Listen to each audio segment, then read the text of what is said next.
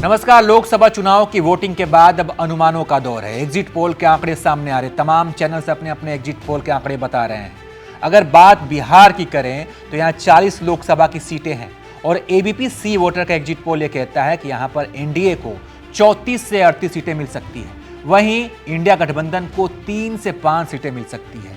Others के खाते में 0 सीट जा रही है, यानी कि जो भी निर्दलीय उम्मीदवार बिहार में हैं वो चुनाव हारते दिख रहे हैं एग्जिट पोल में।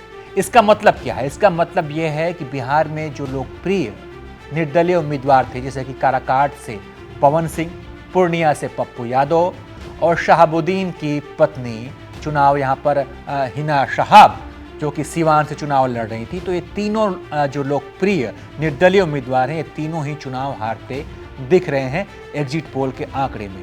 एग्जिट पोल का आंकड़ा ये बता रहा है जो सी वोटर का है, उसके अनुसार काराकाट से पवन सिंह चुनाव हार रहे हैं। यहाँ पे जीते हैं कौन, ये भी क्लियर नहीं है, लेकिन निर्दलीय उम्मीदवार की यहाँ पर हार हो रही है, ये हमारा एग्जिट पोल सी वोटर का सर्वे बता रहा है। वहीं पूर्णिया लोकसभा सीट की बात करें तो पप्पू यादव यहाँ से निर्दलीय मैदान में थे। उन्हें उम्मीद थी कि कांग्रेस उन्हें टिकट देगी, लेकिन वहाँ से आरजेडी ने अपना उम्मीदवार उतार दिया। ऐसे में पप्पू यादव निर्दलीय चुनाव लड़े और निर्दलीय चुनाव लड़े, उसके बाद से जो है वहाँ पर मतदान हो चुका है और अब जो है जो आंकड़े आ रहे हैं सी वोटर के, उसके हिसाब से वहाँ पर भी निर्दलीय उम्मीदवार की हार हो रही है। इसके बाद अगर सीवान की बात करें तो यहाँ पर जेडीयू, आरजेडी और शहाबुद्दीन की पत्नी जो हैं वो हिना शहाब के बीच मुकाबला, त्रिकोणीय लड़ाई यहाँ पर भी है।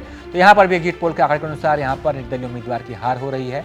तो कुल मिलाकर ये तीनों जो बड़े निर्दलीय उम्मीदवार हैं वो चुनाव हारते दिख रहे हैं। इसके अलावा अगर बात करें बक्सर लोकसभा सीट की तो वहाँ से पूर्व आईपीएस अधिकारी जिन्होंने आईपीएस की नौकरी छोड़कर वीआरएस लेकर यहाँ से चुनावी ताल ठोका है, आनंद मिश्रा, वो भी यहाँ पर चुनाव हारते दिख रहे हैं। वहाँ पर भी निर्दलीय उम्मीदवार चुनाव जीतता हुआ नहीं दिख रहा है। तो एबीपी सी वोटर का एग्जिट पोल है जिसमें कि बिहार के अंदर सभी निर्दलीय उम्मीदवार अपना चुनाव हार रहे हैं। बाकी आप क्या सोचते हैं, क्या वाकई में कोई भी निर्दलीय उम्मीदवार बिहार में चुनाव नहीं जीतेगा? इसके बारे में आप अपनी राय हमें कमेंट कर बताइए।